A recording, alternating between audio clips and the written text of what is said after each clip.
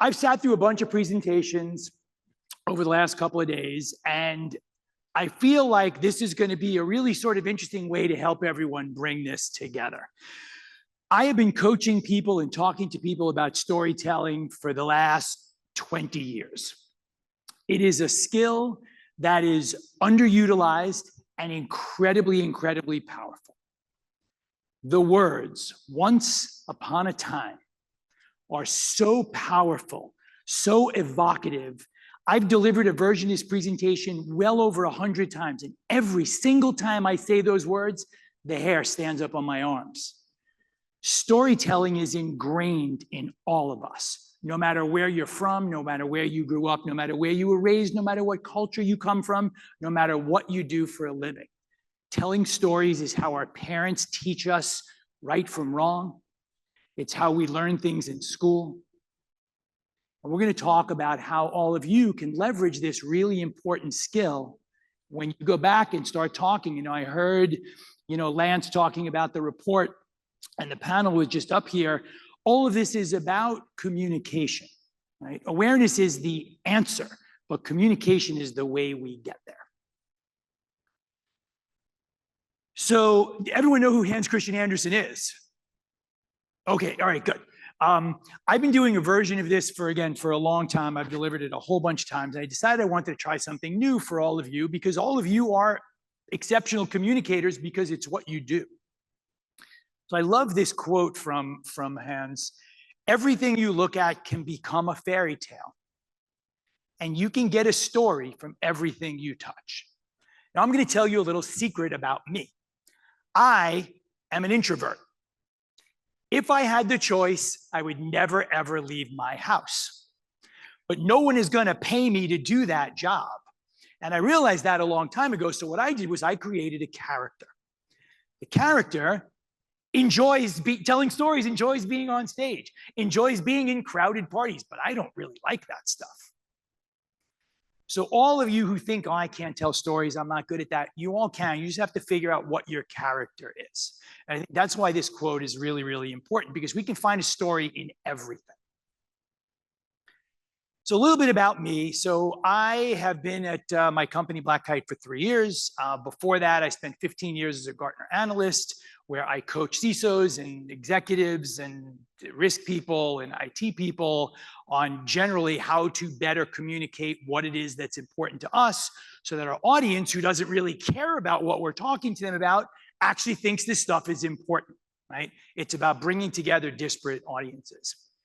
Somebody asked me about 6 months ago how many people I've spoken to, and I did some back of the envelope math. I've spoken to more than 100,000 people in my career. In audiences like this, I've been in front of audiences of 10,000 people. I also do a lot of remote presentations for 6 or 7 people. If 2 people show up, me and one other person, I'm happy to talk, right? And my wife will tell you that even if no one else is there, I will still talk. I've been telling stories since I was a kid. It was a skill I learned from my father. I never enjoyed stand-up comedians who did bop, bop, bop, bop, bop, bop, bop. I want a long story. I want to build. I want you to pull me in. I want you to get me excited. I want you to get me on the edge of my seat for that one punchline. That is what we're going to talk about today.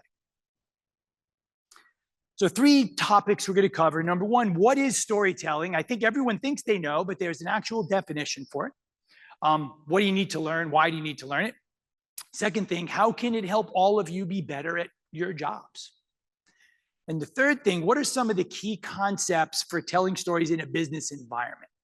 Because we can tell great stories, but if they don't have a point or a purpose or get a message across to our business audience, what's the point, really? Also, we're going to talk, I have 4 fairy tales from Hans Christian Andersen in here that I have actually turned into security stories. Although, to be fair, I did have assistance from my friend Chat. You may know him or her, ChatGPT. You know what? I am very honest. But at the end of the day, it's okay to leverage those kinds of things. And we're actually launching a new podcast with myself, my head of research, and our chief security officer. And we were talking about telling stories. And I've gotten to the point in my career where I have stories I tell. I don't even remember that. I don't even know that they're true anymore. I tell them to make a point.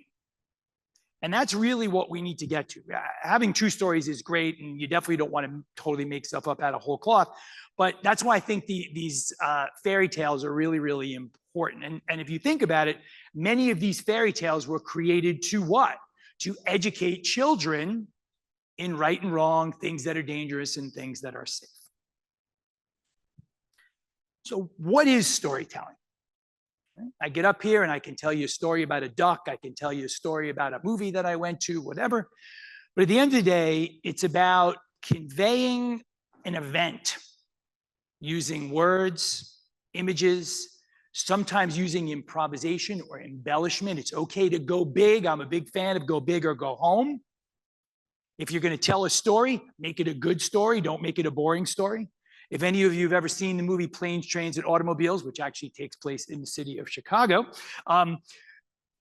the two characters are having this discussion, and John Candy, God rest his soul, the man was a brilliant comic, was talking, and Steve Martin turns to him and says, you know, the thing about stories is they should have a point.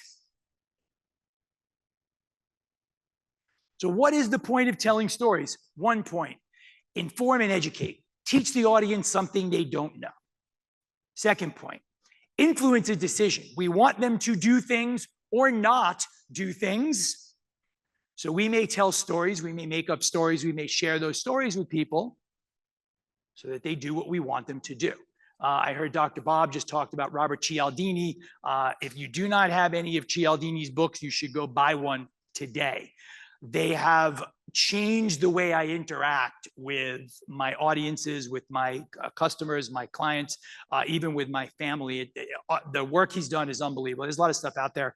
But at the end of the day, that is what we want to do, is we want to influence people's decisions. We want them to get the things we want to do and not to do the things we don't want them to do. And then thirdly, we want to change their behavior. People, generally speaking, will do the easiest thing they can. The easiest thing is rarely the thing that we want them to do. So we have to make it easy. And I'll give you a quick story from my career. So when I worked at Gartner, we had a system where we logged all of our inquiry calls. One of the fields was vendor that was covered in the call. I never talked about vendors. So I would always go to put in not applicable. But when you put in N in the system they built, the first entry was not in Japan. Don't know what that means, but guess what the #1 vendor mentioned in Gartner inquiry was? Not in Japan. Why? Because it was the first box that came up. It was the easiest choice. That is the choice that people made. So think about that when you tell these stories, when you engage with your audience, when you try to get them to do things differently. The best stories, the ones that resonate, the ones that pull at our heart and soul, are the ones that are built on this concept called archetypes. Archetypes, it's a recurring theme, it's a recurring story, and I'm going to share with you what some of them are. But the key thing here is they are universal. Any culture in the world you go to has what? They have an origin story. They have stories about why things are the way they are, why people do the things they do. These archetypes are what gets you here. And this is where we're going for. This is important, but here's where we start. Stories get here. Archetypes get here. Telling people do this, or I'm going to wag my finger at you very aggressively next time does not get people to change. It does not get them to do what they want. What they might do is something that gets you to stop bothering them, but that's never a long-term solution. So some of the common archetypes, and some of these are applicable for all of you, some of them are not. So we have comedy, tragedy, mystery, transformation, rags to riches. I guarantee if you thought for 90 seconds, you could come up with 5 movies for each one of these things without even trying. But the one I really want to talk about, and I have a slide on it next, is the hero's journey. The hero's journey is probably one of the most famous archetypes. Sociologist Joseph Campbell wrote a book called The hero of 1,000 dreams or something like that. And he talked about this concept. And what's interesting about the hero's journey, it encapsulates 4 other kind of archetypes: the quest, the slay the monster, the rebirth story, and the voyage and return. So as we run through these, start to think about how you might be able to apply these in your organization. So before we talk about the hero's journey, I want to talk a little bit about Freytag's pyramid. So Gustav Freytag was, I guess he was a sociologist, and he studied a lot of Greek plays. And he found that all Greek plays followed this 5-step structure, right? Inciting moment, exposition. What is the start of the story? Right? What is the main character? Where do they come from? How do they get into this? Then there's this complication, this rising action. This is where we start to get excited and things start to happen and the wheels start to turn and people start to do stuff and they get excited and they get all energized. And then we get to the climax, and this is the turning point. And this is where something happens, good or bad, some change happens. And then we have this reversal, falling action. Now there's still stuff going on, but we're starting to unwind. And we're starting to bring things back down. And we're starting to be a little bit more calm. And we're starting to think about the things that we heard during the story. And then we have the denouement, the moment of release, which is where we go, now I know why I spent time listening to this. Right? Now, many people look at this and say, oh, you can't do this in a short story, but you can. All you have to do is think about TV commercials, 30 seconds. Good TV commercials, the ones that make you remember the product and why you might want to buy that product, are stories. The bad ones, and frequently, if you guys are football fans, you know Super Bowl commercials, very, very expensive. Some of those commercials are the worst commercials ever because no one remembers what they were for. Nobody remembers the product or service. They remember the cute dog, which is cool for the dog, I guess, but it doesn't really do much for the company that spent millions and millions of dollars.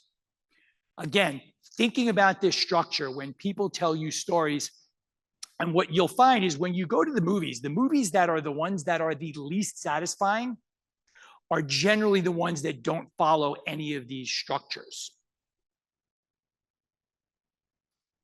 So the hero's journey. The most famous hero's journey is the story of Beowulf. The hero's journey has a lot of these different things, but I'm only going to hit on a couple of them. The first is there's a problem. Maybe it's a monster. Maybe it's a hacker. Maybe it's AI. No one knows how to defeat this problem. No one knows how to overcome it. No one knows how to defeat it. So they go to the hero of the story and they say, hey, Bob or Mary, we need your help. And Bob or Mary says, I don't have any power. I can't do anything. We don't have any choice. You're it. It's you or nobody, or we're all dead. Okay. So Bob or Mary goes out. They go out into the world. They're afraid. They meet the mentor. The mentor maybe is the wizard. Maybe it's the hermit that lives in a cave on a mountain. The hermit coaches the hero. The hero goes out. It finds enemies. It finds allies. It fights. It frequently loses the first time. He's embarrassed. She's embarrassed. They don't want to go home. And then they have some kind of an epiphany. That epiphany enables them to take what they learned from the mentor and go and defeat the big bad wolf, Grendel, the hackers, whoever. And they return home and they are victorious. I love it. Here's a question. How many of you think security is the hero of the story? You're not. You are the mentor. You are the wise old hermit. The hero is your CEO, your CFO, your COO, your board of directors. If you take nothing else away from today's session, that should be it. We are not here to save our organizations from themselves. That is why people don't like security teams. They don't want to be told they don't know things. So when you build your stories, don't put yourself in the hero's role, put your boss in the hero's role, put their boss in the hero's role. When we build stories, we also like to talk about genres. So these are distinct from archetypes. These are sort of thematic overarching. So romance, action, drama.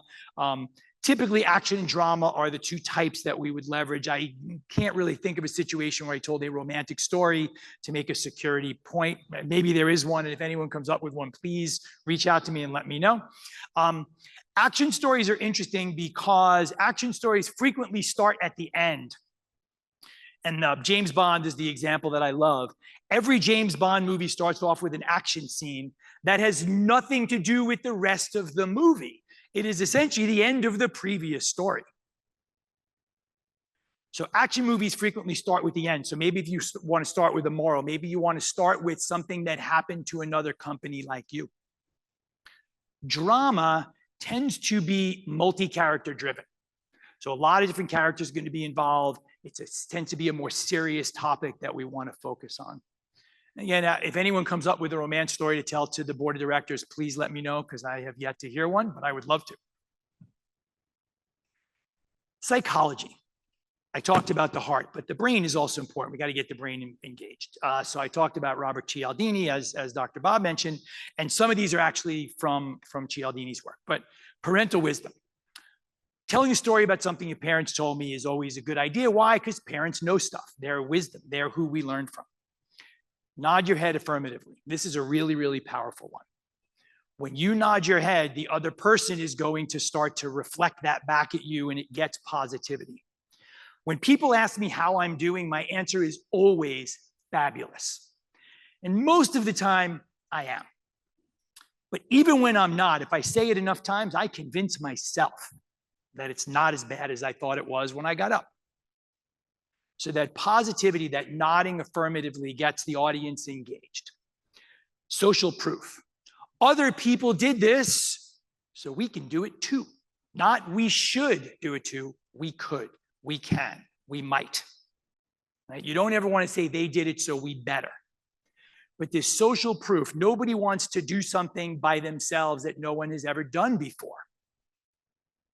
Use people's names. Another great book I always recommend, it's a little old and a little bit corny, but it's How to Win Friends and Influence People by Dale Carnegie. And what Dale Carnegie says in that book multiple times, the thing that most people want to hear is their own name. Use people's names when you talk to them. It brings them in, it sucks them in, it makes them part of the story. Reciprocity.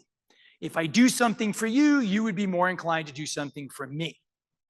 I am here giving of myself, my energy, my love for this topic and for what all of us do. And you know what I want in return? I want all of you to connect to me on LinkedIn so we can all build our network and be friends, right?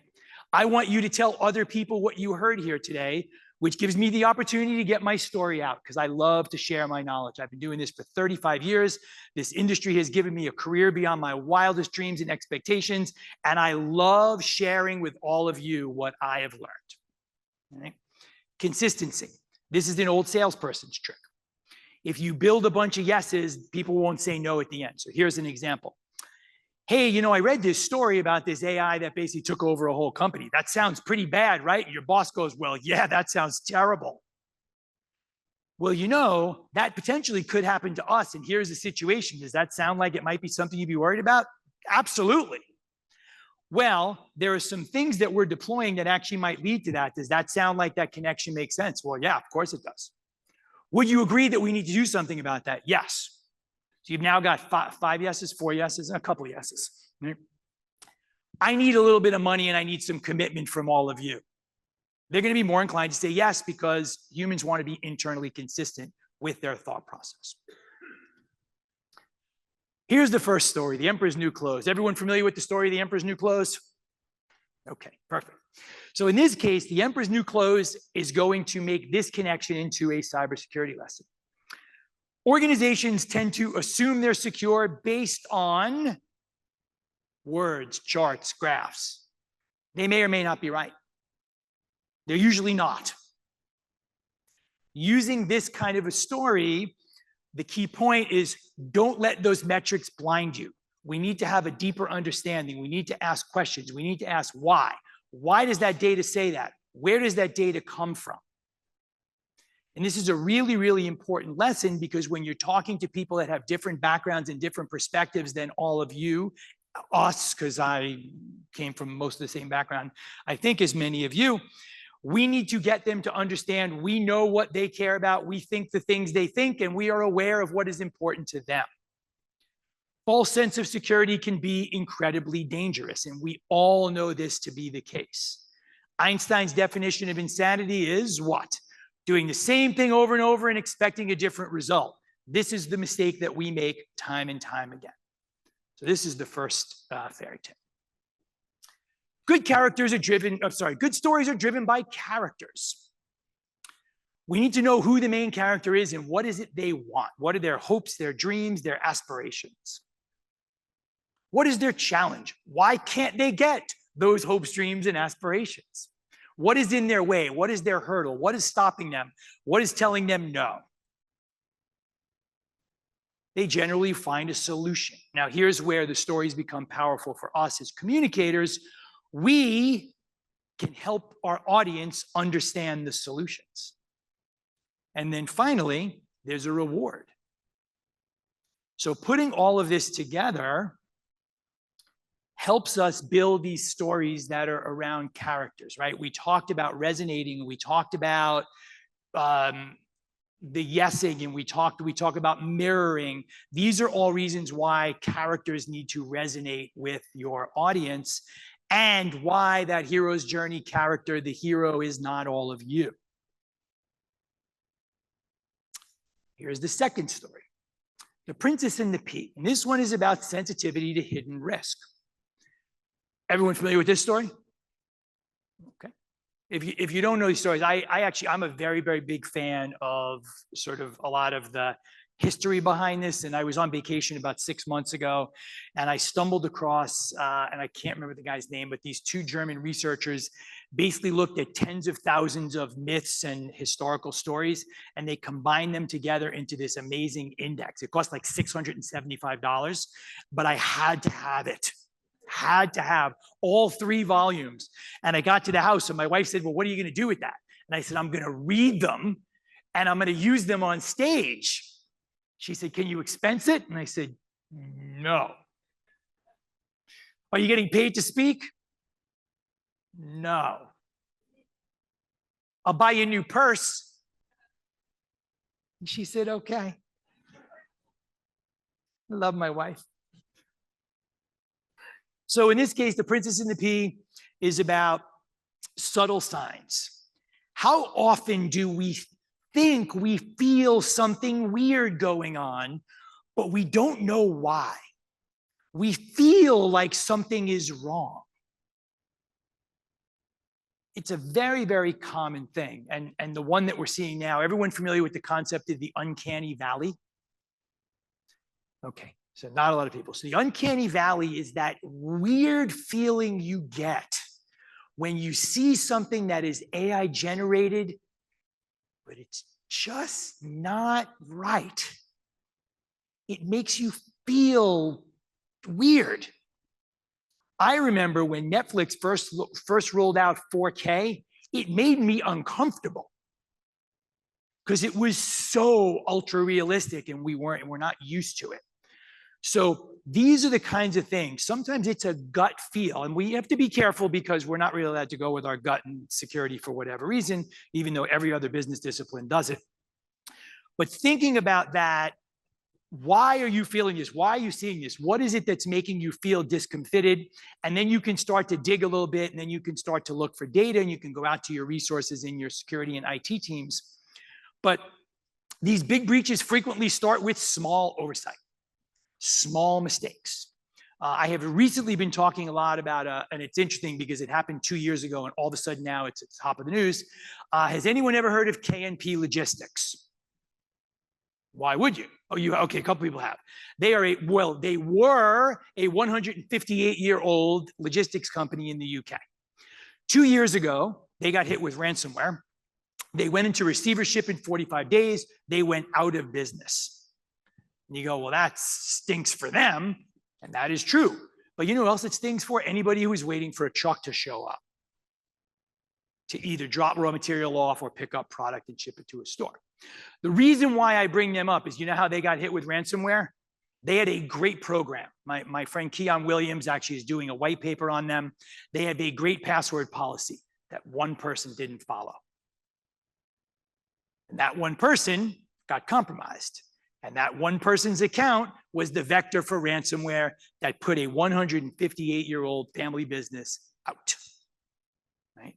So looking for those things, those little things, the little kernels that can turn into something very, very big. I talk to a lot of enterprise risk management people, and I say something like, yes, we know cybersecurity is only one risk you care about, but it has an outsized impact on all of the other risks. What do you mean? If you get hit with ransomware, you can't pay your bills. You can't ship product. You can't advertise. You can't run your website. Little thing, big magnification. So I want to talk a little bit about data and numbers and charts and graphs and all those kinds of things. So data is great. It's important. We saw some awesome data from SANS earlier. We see tons of reports out there. But at the end of the day, data is not necessarily going to inspire people to act. So we need to create a vision and wrap it in this story that we're talking about to get people energized. There's a famous quote that is attributed to a bunch of different people. People remember how you made them feel much more than the details of what you say to them. And that's really what we're getting at here is you want to get people inspired. You want to get them excited. There is nothing worse than getting in front of an audience, walking out and having them go, okay, what's next, right? Got to get them excited. We got to get them engaged. Not always that easy, because frankly, some of the stuff we're talking about is just not that exciting. We need to make it exciting. I can tell you an exciting story about the most boring thing. That is what we need to kind of get to. We got to get our audience inspired. We got to get them excited. We got to get them interested.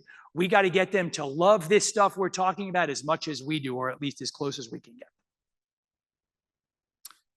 Story number 3, the Nightingale. So this is one that I actually had not heard before.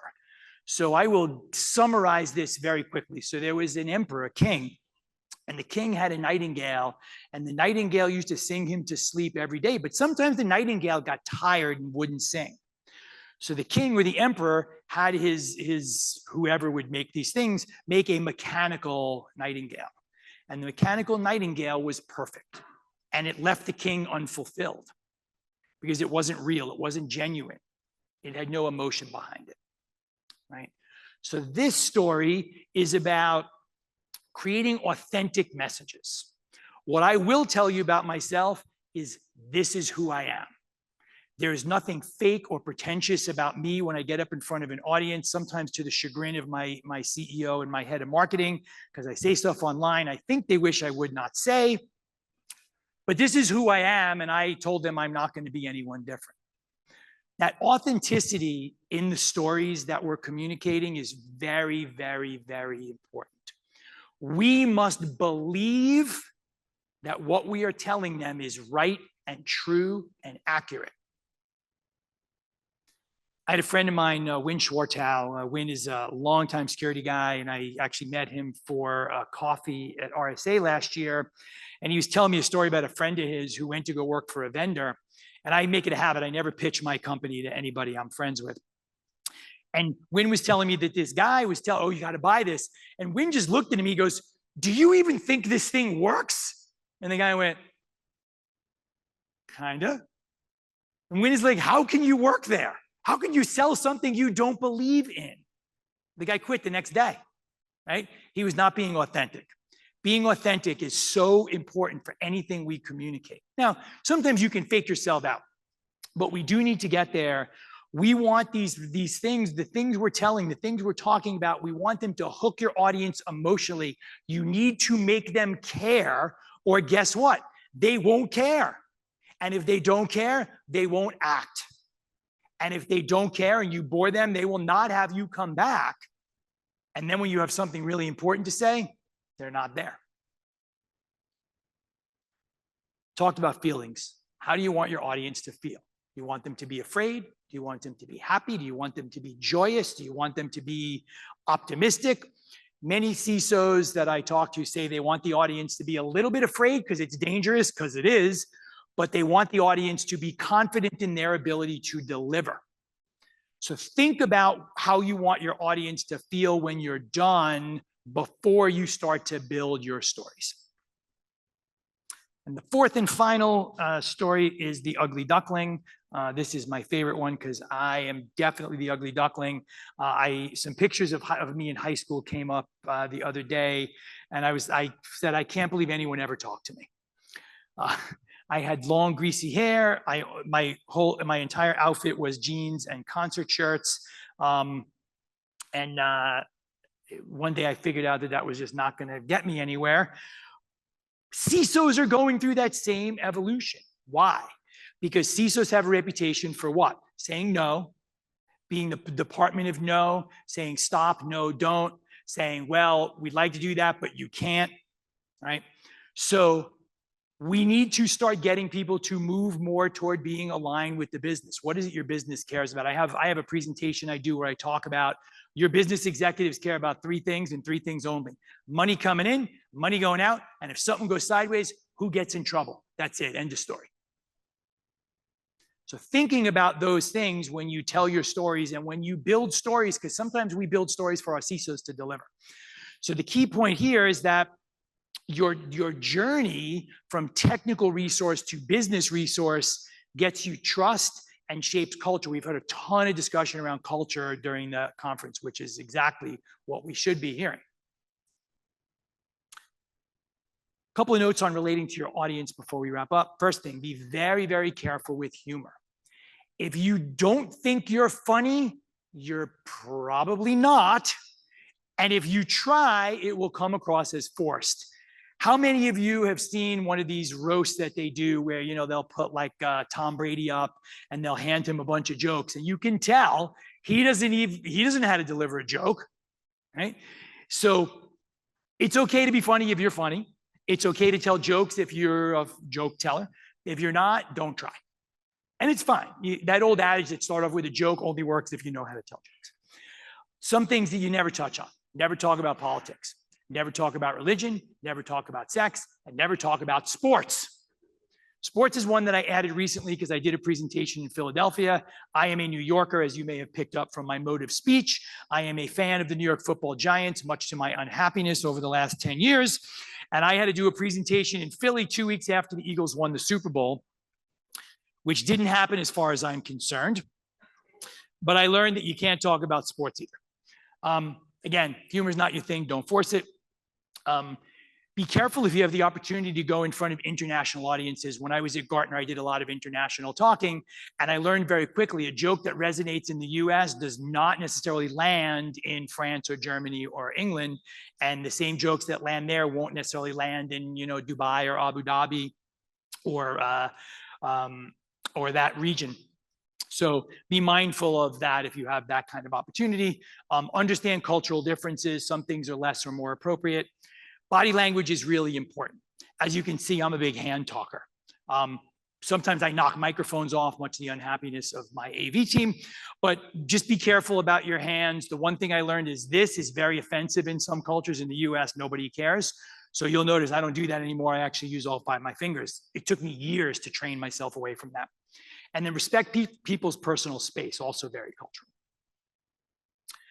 One last example, I have 59 seconds. So I love this story. It's not a fairy tale, but I think it's a great example for security. So the old parable, the blind man and the elephant, village elders took an elephant out to the city square, and they brought a bunch of blind people out, and they put them at different places on the elephant and said, what is an elephant?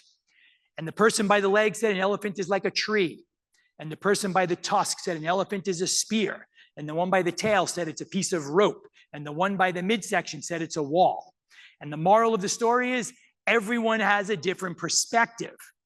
And if we are too close to the problem, we will not see everyone else's perspective. Everyone needs to take a step back and see the entirety of the elephant. And I use this security team because they were not cooperating, they were not communicating with their other stakeholders. And 3 months later, the CIO told me that it was the best meeting they ever had because it forced everyone to look at everybody else's perspective. I'm going to skip over this one because you guys will have the slides, and then I'm just going to roll this out because I am done. I'm assuming the slides will be shared with all the attendees. If not, you can reach out to me and I'm happy to do that. And then we have some tips here. So here's my contact information. If you have any kind of a LinkedIn profile, I will accept the connection. I love talking to people. I love helping people. And if anyone wants coaching and storytelling, please reach out. I am happy to help. And with that, I want to thank you for your time. Have a great weekend.